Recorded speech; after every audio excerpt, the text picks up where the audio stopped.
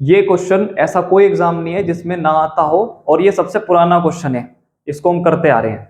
देखिए आज पहले इसको एक्स से करते थे लोग, फिर इसको एलिगेशन से करते थे, लेकिन अब इसको करने की एक नई विधि मैं आपको बताता हूं जिसको हम डेविएशन मेथड बोलते हैं। आप सवाल को पढ़ लो।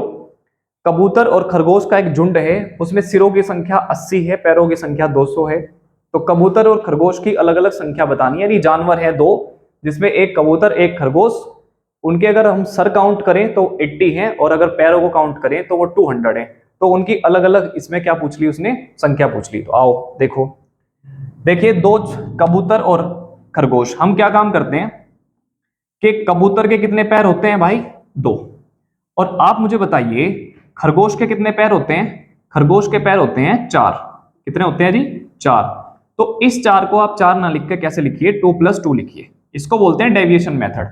2+2, सिरों की संख्या 80 है, इसका मतलब उस झुंड के अंदर को टोटल जो जानवर हैं वो कितने हैं, 80। टोटल जानवर कितने हैं, 80।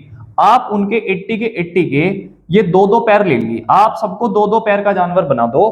तो अगर 80 जानवर हैं और सबके 2-2 पैर हैं, तो आप मुझे बताइए टोटल पैर बन गए कितने भाई, 160 बन गए, 160 बन गए, 160 बन गए।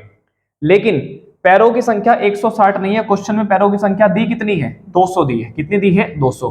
तो आप मुझे बताइए ये जो 40 पैर एक्स्ट्रा हुए, ये 40 पैर एक्स्ट्रा किसकी वजह से हुए, ये 40 पैर एक्स्ट्रा किन के हैं, खरगोश के। क्यों, क्योंकि आपने एक खरगोश के कितने पैर छोड़ दिए भाई, 2 पैर छोड़ दिए। तो ये जो 40 पैर छूटे हुए हैं टोटल, ये किसके हैं, खरगोश के हैं। और एक खरगोश के आपने कितने पैर छोड़ रखे हैं, 2। तो ये 40 पैर कितने खरगोश में बढ़ जाएंगे, तो 40 पैर पड़ जाएंगे कितने खरगोश में, 20।